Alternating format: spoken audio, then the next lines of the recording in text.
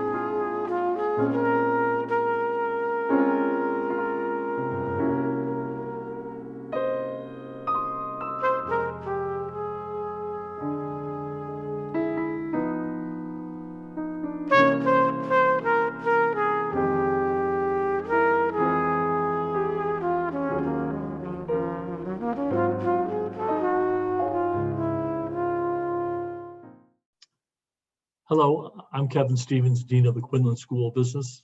It is my distinct pleasure and honor to be here at the celebration of Professor George Kaufman's wonderful and long life. I first met George about 6 years ago when I came to Loyola, and I'll never forget, I walked out of his office and I ran into one of his dear friends, Professor Tassos Melioris, and Tassos said, "I don't think you realize who you just talked to." He's one of the leading finance authorities in the world, especially on banking.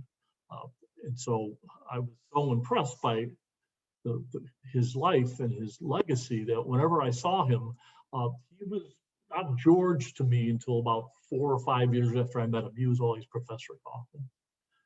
So I am so delighted that we are here to celebrate that. Very grateful to Mimi for asking us to pull this together, because we owe her and George a huge, huge amount of gratitude. So we have many friends of George's here, a lot of family, happy to see that, people from the Chicago Fed. So I'm sure we're going to have a heartfelt and warm celebration. And I'll now turn it over to the rabbi for a moment of prayer. Thank you all.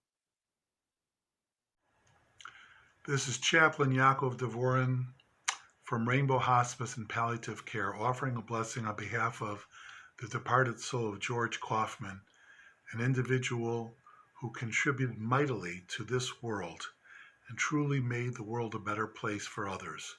The definition of selflessness is being able to enhance the life of others, which George did with his mighty and many contributions.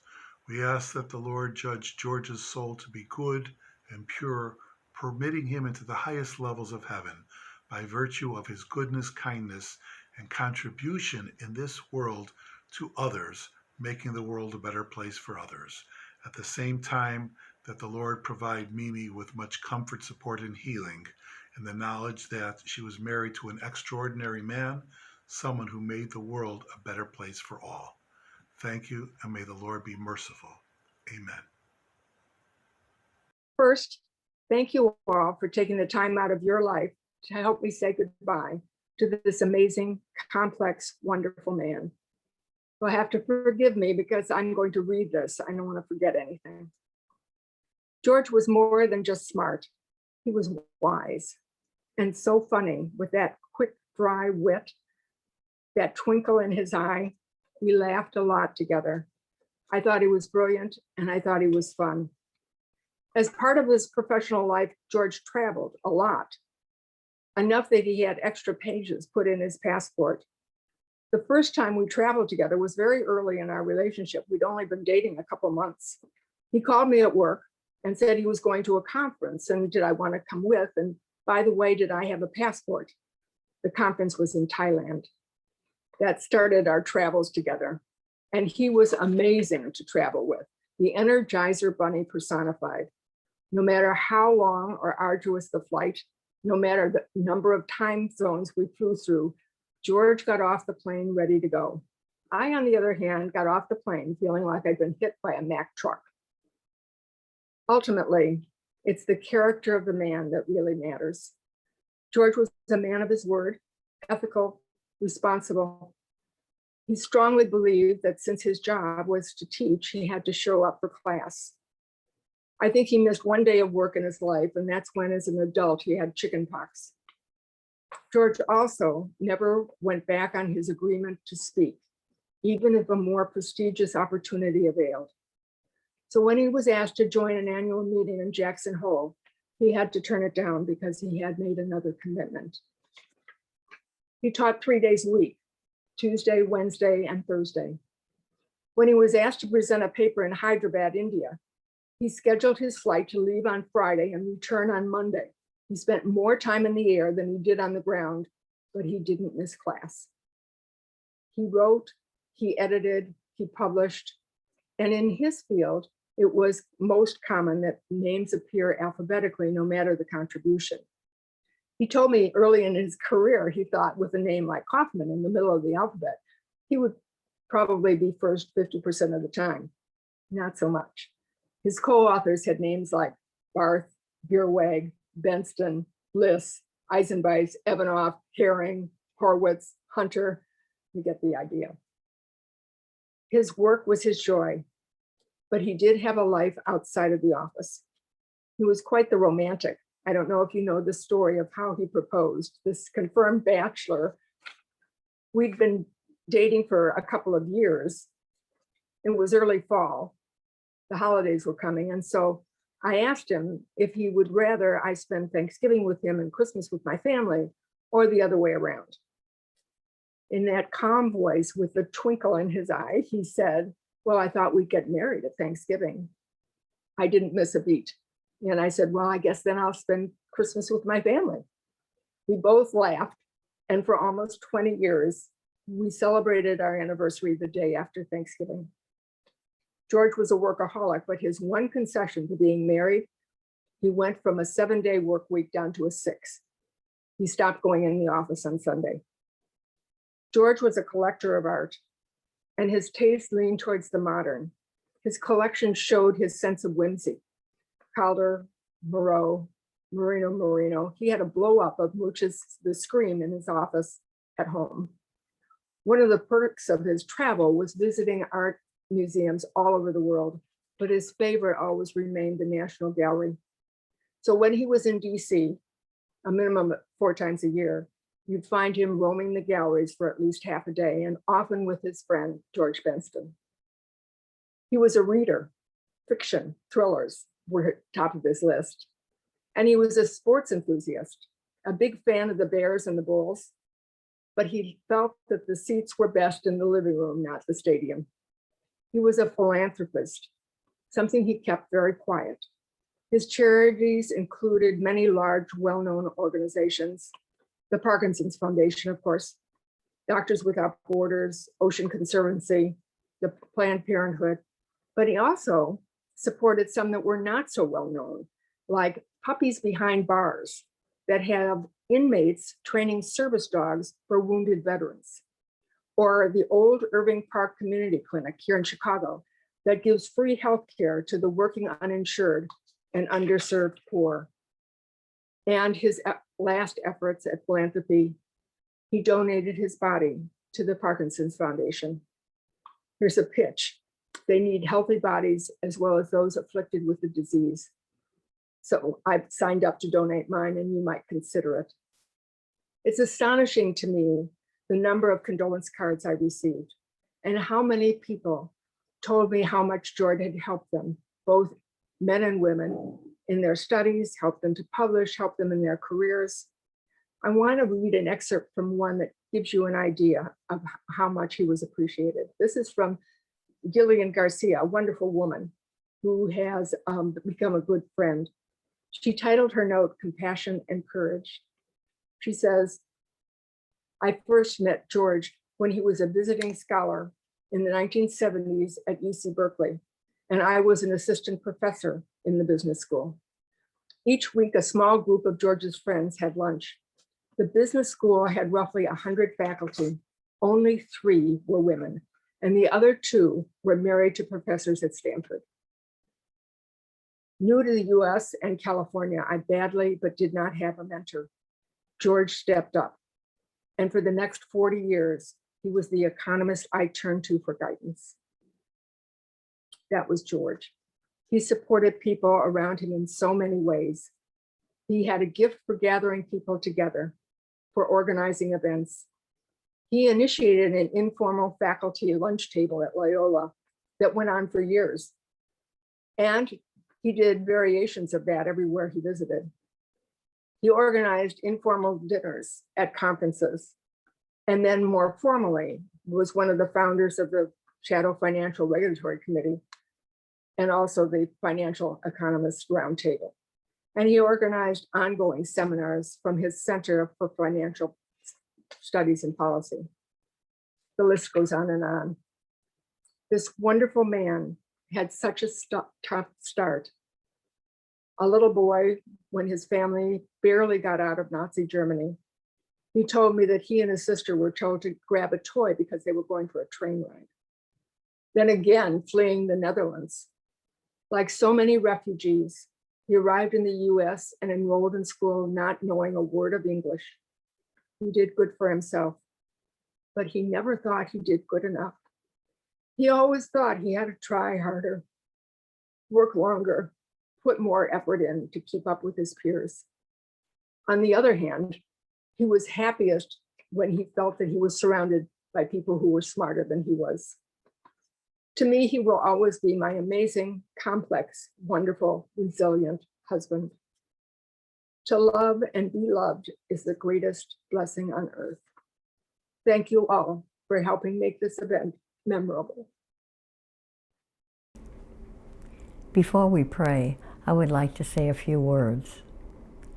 Good morning, relatives, colleagues, and friends of George and Mimi. It is so good for all of you to be here today to celebrate the anniversary of George's departure from this life. After Mimi sent me some information regarding George, I felt that I could write a great talk. However, I know that some of you will mention all the important events in George's life because you are there to share them with him. So please do that in your own special way and relate all the wonderful contributions George made to students, to colleagues, to his workplace, to our city, and to our country. So let us pray. Good and gracious God, as we gather today to celebrate the life of George Kaufman, we ask that you bless his dear wife, Mimi, his relatives, his friends, and all with whom he worked in various times.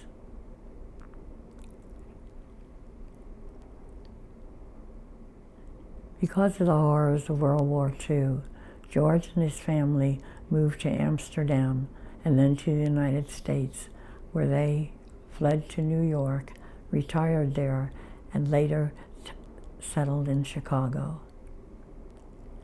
God, you gifted George with many talents, which he shared with others. We are grateful to George for his ethical values, his love for art.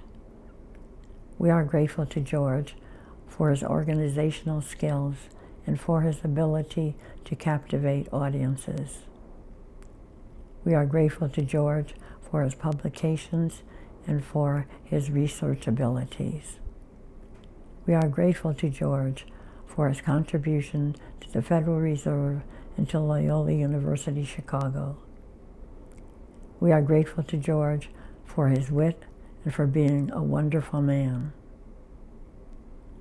Oh God, we thank you for having been touched our lives with the life of George Kaufman. Amen. God bless all of us.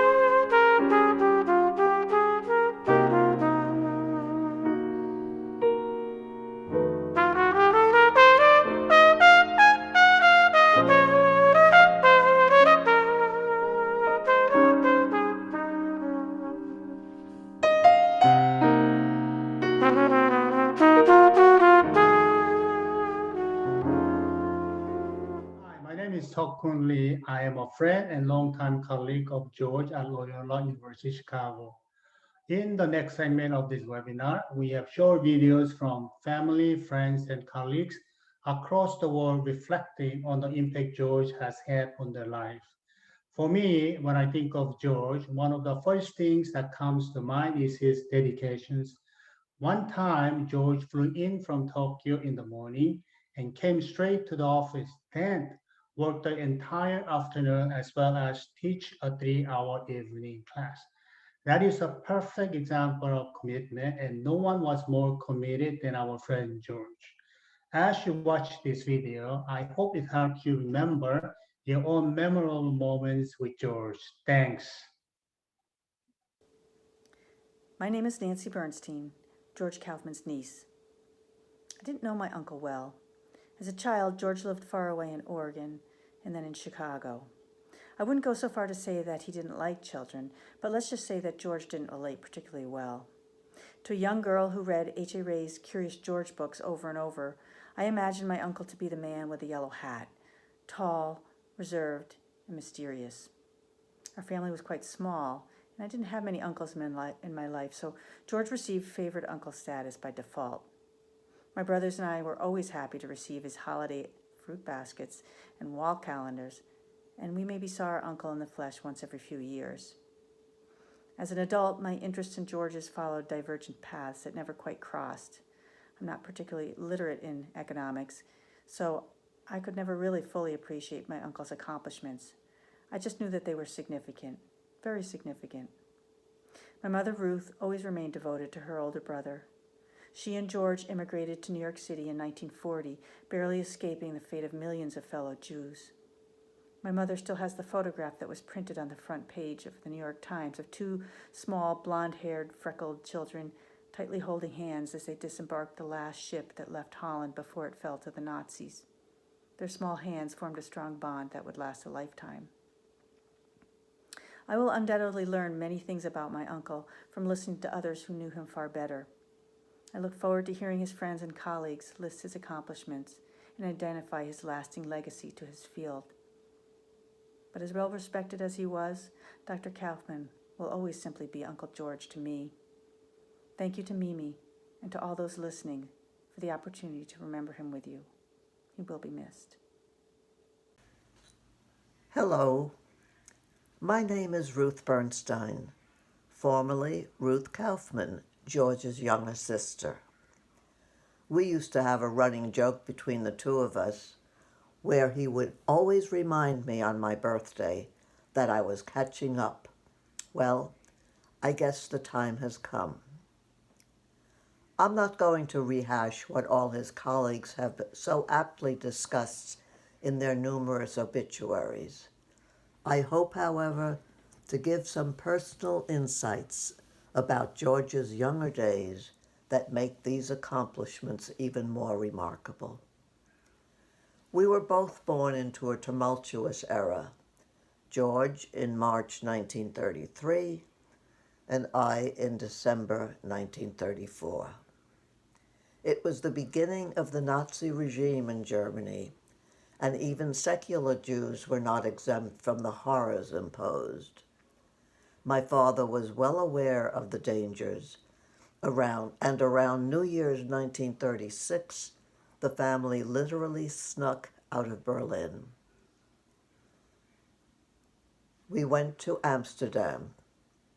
Even there, our father realized this was not a permanent solution, as he had moved monies to various countries and began researching where we should be migrating to.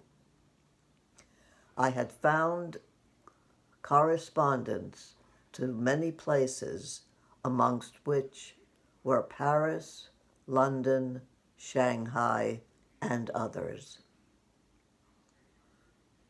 His choice of the United States was a good one, but there was one major hitch. The U.S. would not give our grandmother a visa, so our mother kept returning our steamship tickets. Finally, she was told that if she did not leave on the April 7th, 1940 departure date, she would not be given another chance. What a choice she had to make.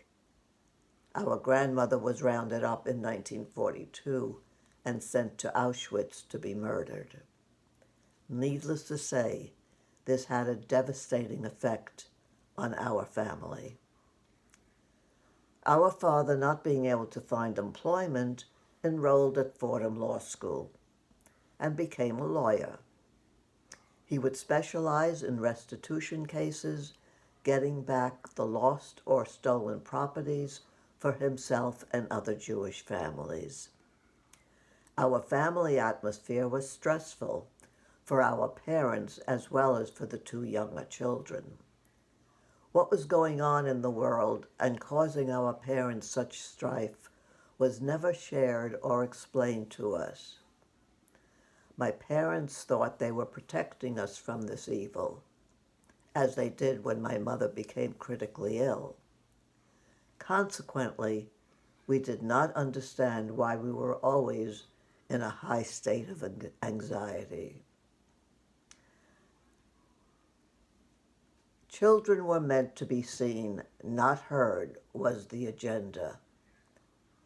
Both George and I were afraid of our father's wrath, and you can say that we were brought up in a state of silence and consequently would have difficulty as we grew up and later on as adults in trusting and sharing. George was able to find a family that provided him with the acceptance, warmth, and comradeship you, his colleagues, provided. Once Mimi came into his life, he and I became somewhat closer. I could literally see a more relaxed, smiling George. I will be forever grateful to her for that. Time now to say goodbye. I guess now I have caught up. Dear Mimi, I'm delighted to offer these remarks in celebration of George's wonderful life. I met George in 1981. I was fortunate enough to be a member of the search committee for the John F. Smith chair. George was a great candidate, and we were delighted that he came and joined us. And from 1981 to his retirement for approximately 35 years, we built an incredibly strong both friendship and professional relationship. George has offered me three great gifts. First, he shared with me his incredible passion for thinking and great ideas. Number two, he loved economic policy, and he believed that research is done to ultimately help the economy do better and society to do better. And lastly, he was an incredibly hardworking person with a wonderful sense of humor. And something I remember very lovingly was his statement when he read that people should have faith in the financial system and financial banks. He always responded and said, faith belongs to the temples. The way the banks should inspire people to have trust in them is by the quality of their assets. So I'm thankful for his friendship and for remembering him with the gifts that he has given me. Thank you.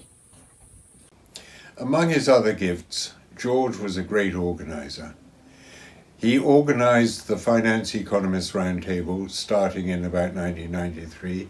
My memory is also beginning to fade, so I cannot remember when I came on board, but it was a huge pleasure to be with George and Mimi on these annual occasions during the summer on either the East or the West Coast, when George was a marvelous host, and in the discussions he was always very sharp, never cruel, but often witty, and it was a huge pleasure to be with him. It was always one of the high points of my life to be with George on these occasions. So George, thank you very, very much indeed.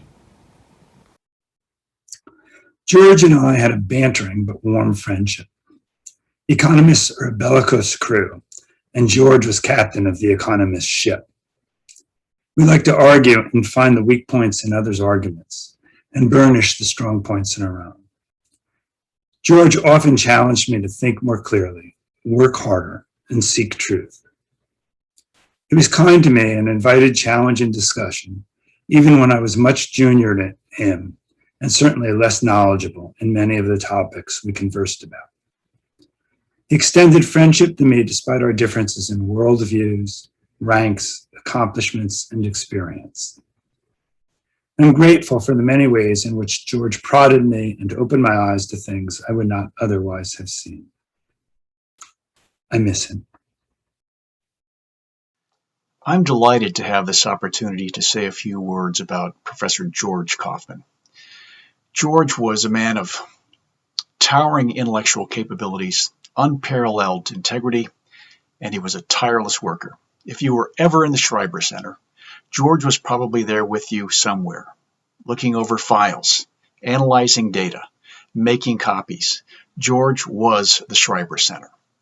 He was a friend, he was a scholar, and he is greatly missed. But fear not, George's legacy lives on every single day, and the types of people that we would like to believe we are in the Quinlan School, and the types of students and business people and good citizens that we produce in the Quinlan School of Business at Loyola University, Chicago. George, rest in peace, my friend. Good afternoon, and a special hello to Mimi. My name is Christian Johnson. I was a law professor at Loyola University working with George, both at the Federal Reserve and also the university probably from 2002 to 2008. As always, he was a wonderful mentor, willing to take a young law professor under his wing, working on his important work. As fate would have it, I was reviewing a thesis done by an aspiring PhD candidate from Switzerland. And much to my surprise and good feeling, I saw numerous citations to George's work and even a small footnote to an article that George and I wrote together called A Bank by Any Other Name. thank you for including me on this terrific event to honor one of my most important mentors. Thank you.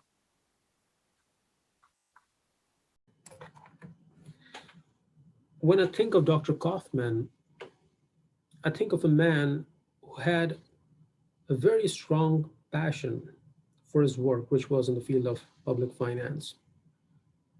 And this passion, this love for his work was very evident in almost anything and everything he did. The way he walked, the way he talked, the way he conducted himself. Now, there was a tacit and introverted exterior to him.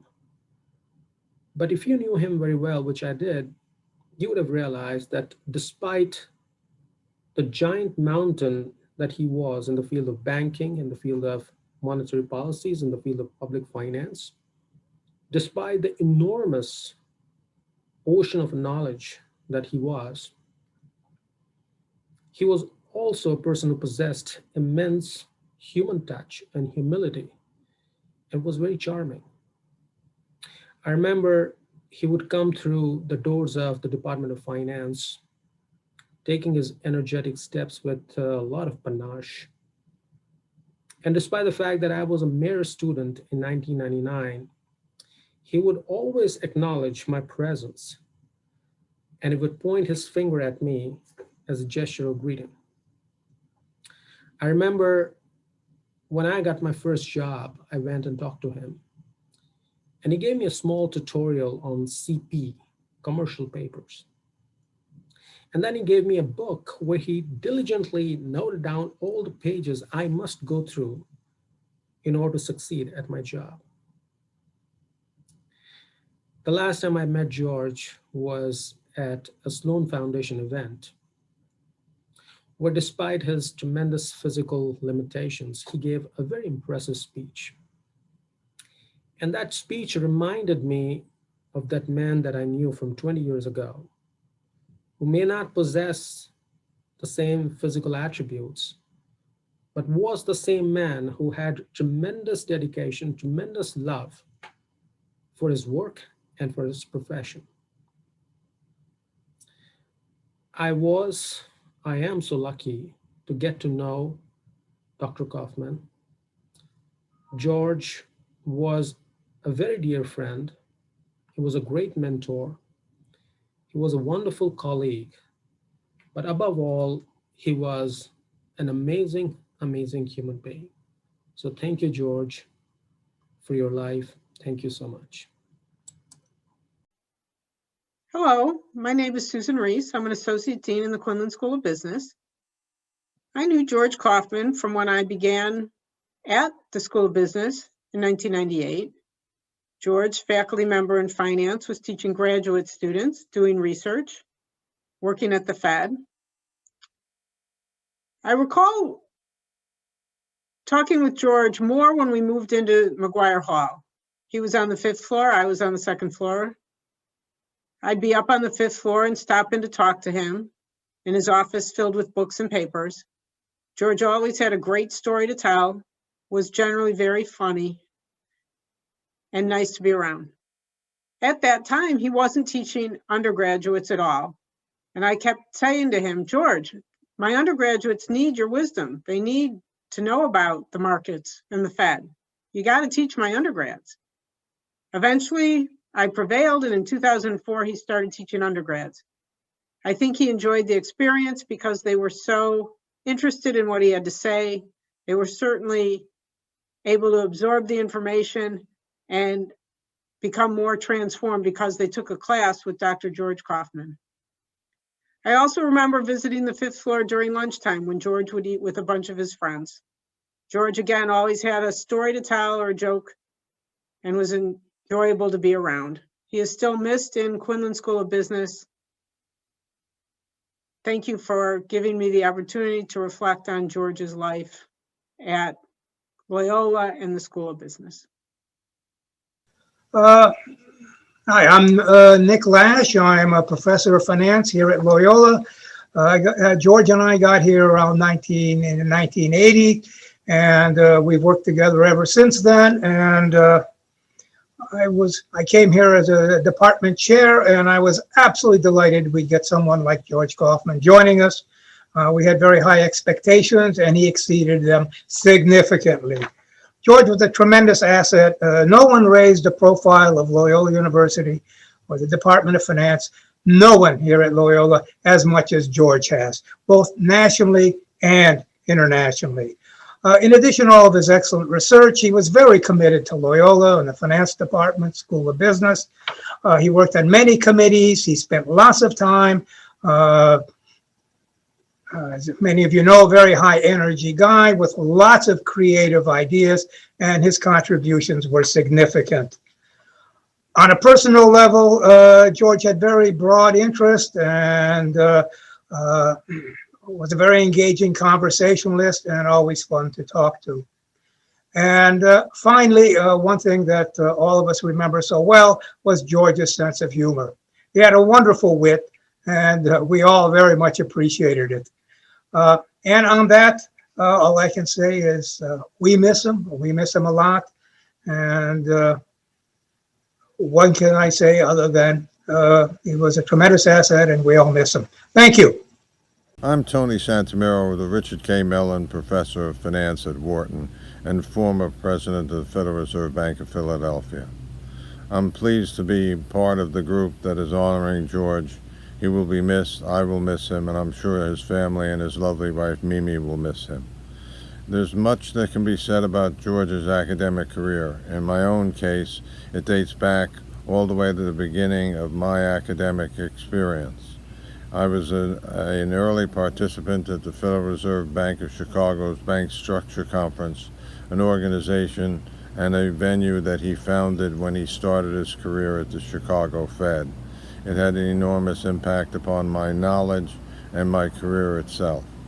I then got to know him and his work with Jerry Bierwag and his studies of duration and interest rates, an enormous contribution to the field.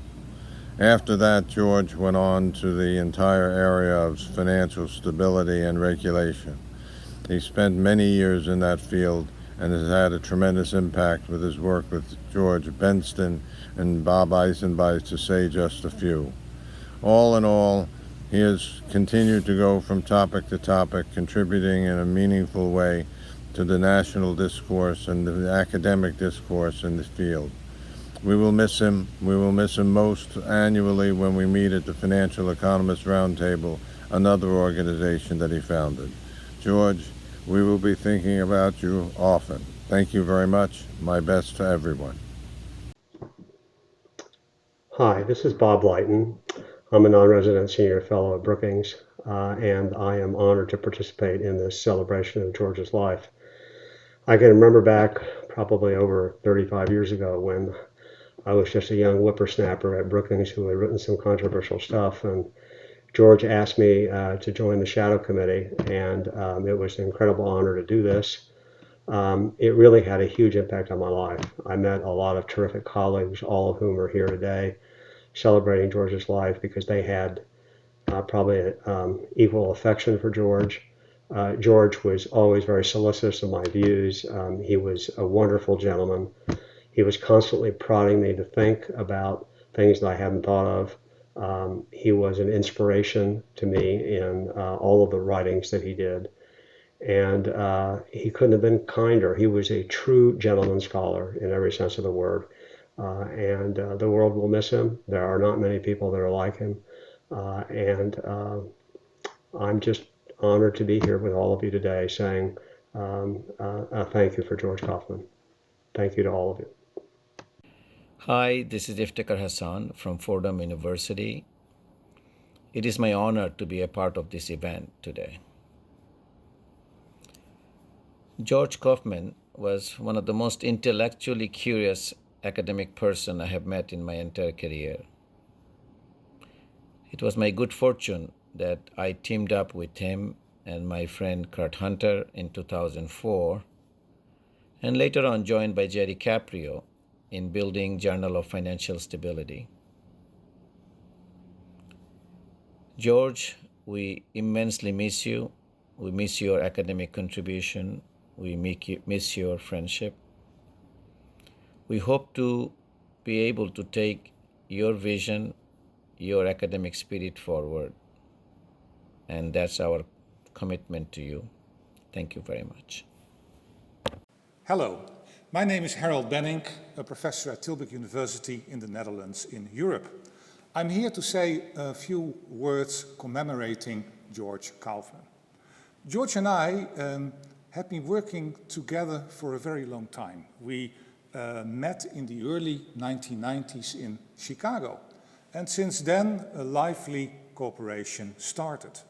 In particular, already in 1994, we organized a very big conference on financial fragility and systemic risk in Maastricht here in the Netherlands.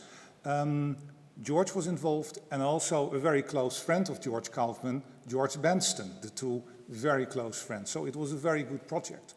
And later on, George stimulated me in starting a shadow financial regulatory committee in Europe, and that committee is still active.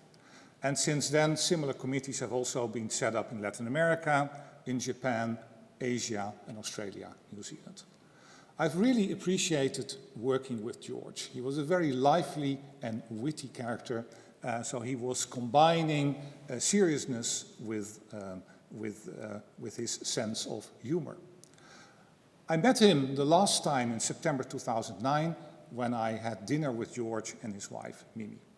I would say, George, in living memory, in loving memory, and we keep your work alive. Thank you. Hi, my name's Bill Bergman. I remember George Kaufman as a smart, hardworking, and hard-nosed public servant. By public servant, I mean that in the best sense of the word, someone who cared about working towards and promoting the common good or the general welfare, not necessarily as a government official. Some of George's characteristics that I will always appreciate include the fact that George was very dedicated, a hardworking fellow. And when he set out to do a task, he went out and did it. George was fearless in a good sense of the word. George was very funny, and that was often appreciated in hard times. And George offered tough love for others, including those George was a great mentor for me and a good friend. He was very demanding, but at the same time, he did so with a sort of kindness that I really appreciated. Summing up, thanks for sharing with us, Mimi. I've been sharing George with my students, and I always will.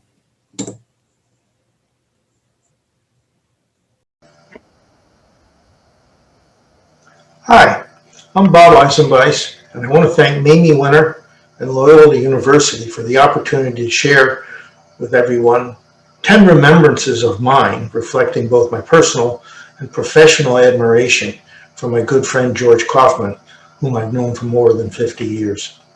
So let me get started.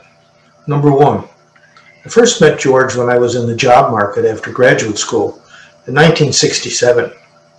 He offered me a job at the Federal Reserve Bank of Chicago, but I went to the Board of Governors in DC.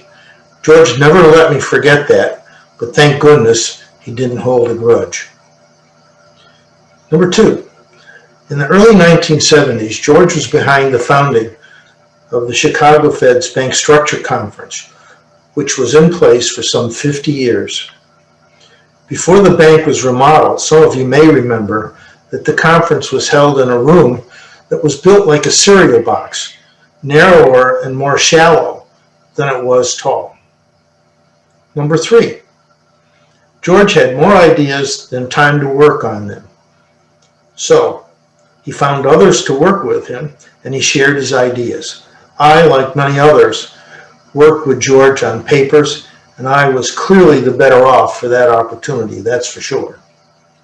Number four, when the Journal of Bank Research was abandoned by the Bank Administration Institute, George was one of the inspirational leaders who helped morph it into the Journal of Financial Services Research, which is now in its 59th year. Number five, George had an admirable quality, and that was his sense of public responsibility. He served in the U.S. Treasury under two presidents, and that sense of responsibility was also the motive for his creation of the Shadow Financial Regulatory Committee that existed from 1986 through 2015, some 30 years. The group issued over 350 statements in total. Number 6, some of you may have forgotten that George had a technical side as well. For example, he, with his colleague at the University of Oregon, Jerry Beerwag, extended the concepts of duration analysis to the measuring of portfolio and financial institution interest rate risk. And that was a path-breaking activity for sure. Number 7, George had an actual concrete impact on bank regulatory policy, unusual for an academic. He, together with another friend, Professor George Benston, advocated the principles of prompt corrective action and least cost resolution as the means to deal with failing financial institutions. Both concepts were incorporated in legislation with the FDIC Improvement Act of 1991. Number 8, George was active in professional associations as a leader. There just are simply too many to name or to list at this point in time, but it's truly impressive. Number 9, George was the inspiration for creation of the Financial Economists Roundtable, a group of senior economists and academic finance professionals. We've met yearly and put out policy statements on a wide range of topics. Number 10, lastly, George was a very dear, dear friend, and I will miss him greatly. Thank you for this opportunity, Mimi. I think George was proudest of his work as a builder of friendships, a builder of organizations, a builder of coalitions for better economic policies. I first met George at a conference about 60 years ago. I was assigned to discuss his latest paper in an end-of-the-day session of some conference or other. I really didn't like his paper, and of course he really didn't like my discussion. But there were no hard feelings on either side, so we agreed to disagree and went out to dinner together to celebrate our remarkable ability to give and take criticism. Neither of us had any idea how many dinners and conference appearances lay ahead. George was a great economist, but he was an amazing leader and team builder.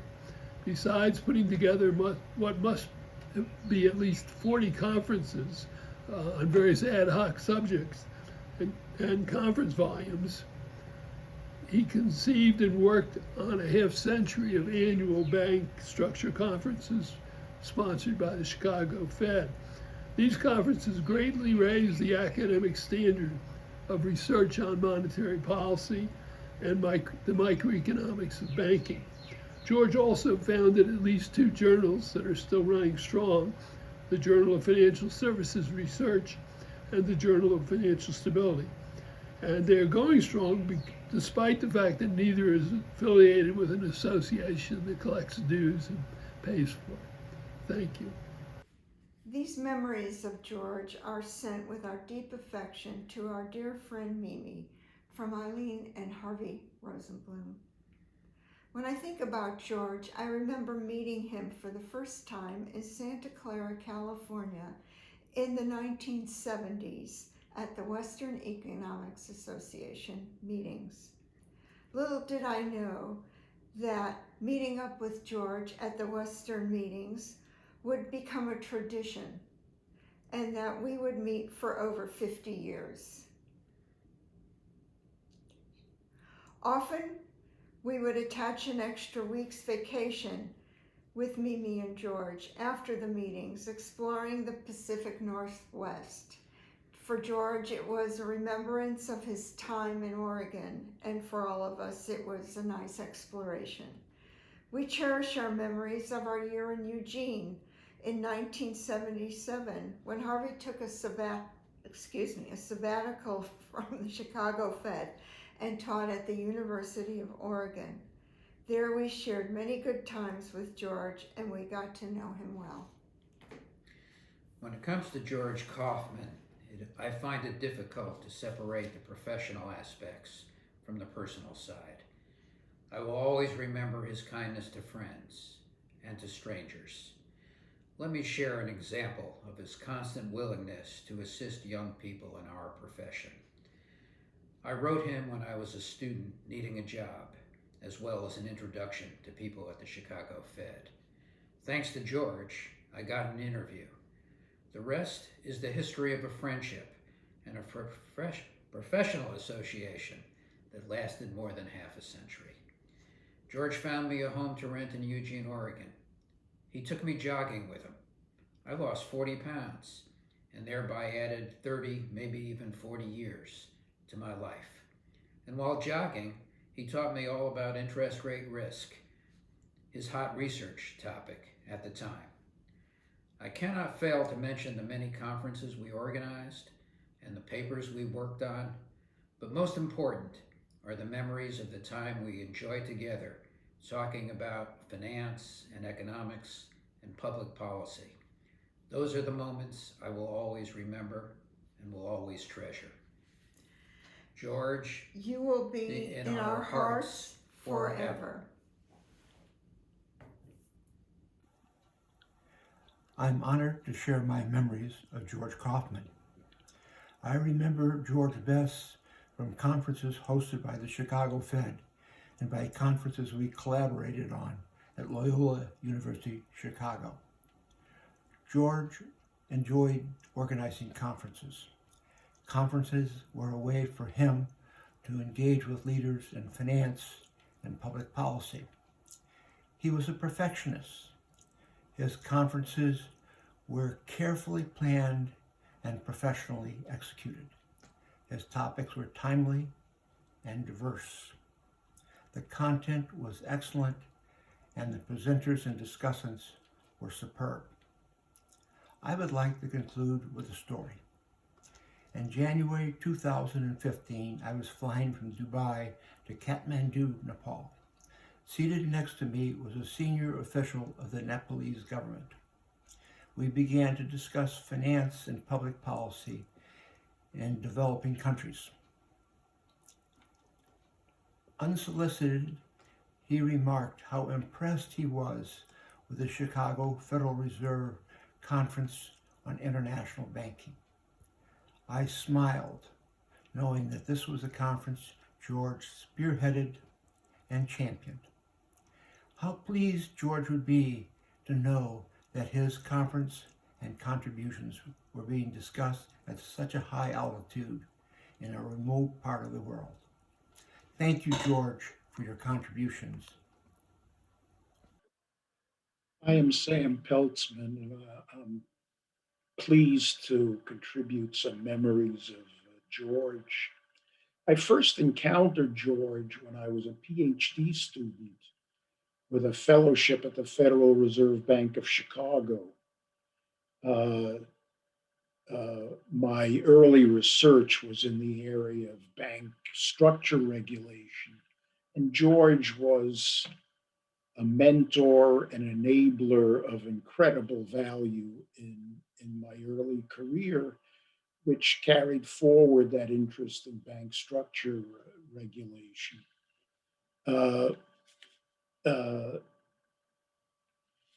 It turned out that bank structure regulation became a hot topic back then, which we're talking about the early 60s or mid 60s. And George was everywhere.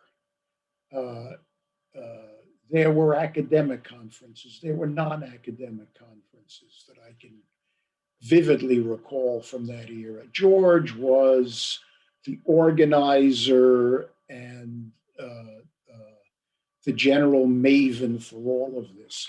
I subsequently drifted away from bank structure regulation.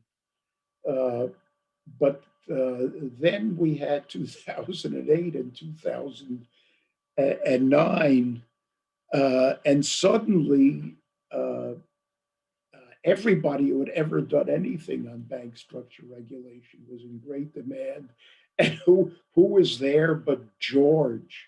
George is again the key link in connecting everybody who needs to be connected.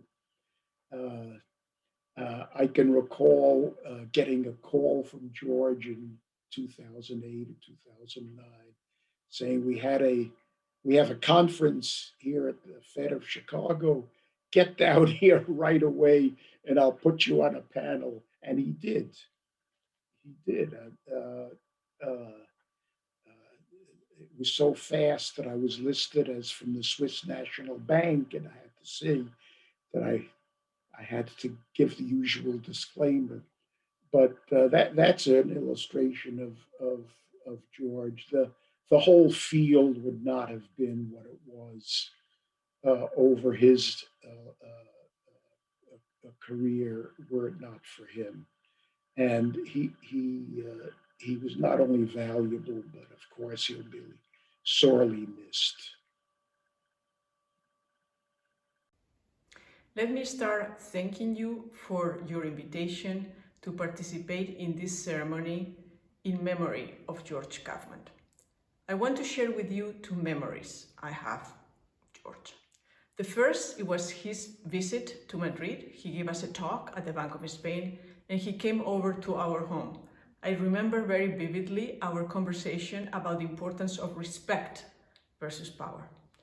And the second memory I have, it was our visit with Mimi, with Eileen and with Harvey to the wineries in Northern California. We had a wonderful time and a lot of laughs. George, rest in peace, and thank you so much for your support and for your friendship. Thank you.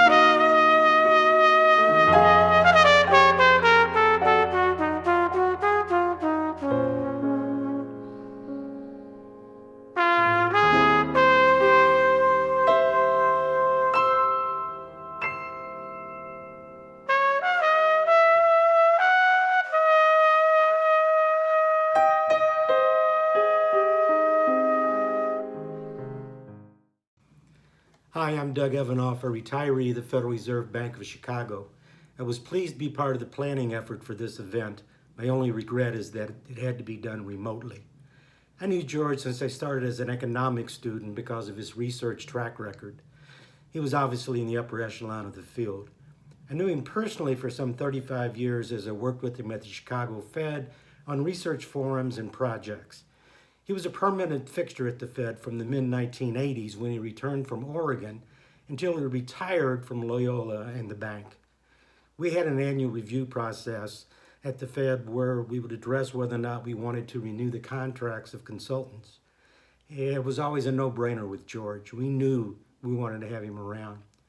George was great to work with, stubborn and set in his ways, but very effective at pushing public policy research efforts, the work that he loves so much and that I hope Loyola continues to push in his name. I was significantly influenced by him professionally, and I enjoyed his friendship. Blessings to his family, particularly Mimi, for making his life complete. The two of them were simply meant for each other. I have a number of special memories of George. I miss him, the entire profession misses him, and this program and the impressive list of participants is indicative of the lives that he's influenced. To George. I hope you all enjoyed this beautiful ceremony celebrating the life of George Kaufman. I can tell you that his legacy will live on.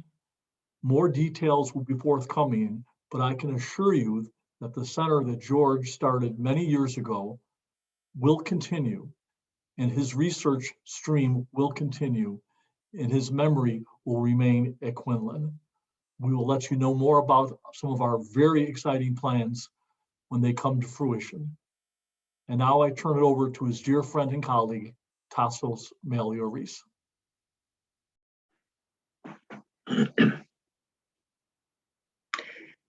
Hello, everyone. I am Tassos Malioris, and I'm a member of the informal committee that has organized this event. I thank you very much for your participation. During the past year, an informal committee was formed under the leadership of Mimi Winter, beloved wife of George Kaufman, who inspired all of us by her love for George and for her interest to offer to present a celebration like this one to honor George. Under Mimi's leadership, and with the help of Dean Stevens and Professors Nenad Jukic and Sukun Lee and myself, we also invited economist Doug Evanoff, retired from the Chicago Fed and a very, very good friend of George. We had many, many meetings to organize this event. And we received a great deal of help from Quinlan staff, from other fellow professors, from the Loyola University Chicago Development Office and Information Technology Office, from the library. And we are delighted that we were able to have this important event to honor George and his incredible legacy, but more importantly, for all of us to receive an inspiration from his life and legacy. So we thank you for your participation. We are pleased and delighted to have this event, and we thank Mimi for her leadership and for her guidance in producing this wonderful, memorable video. Thank you all.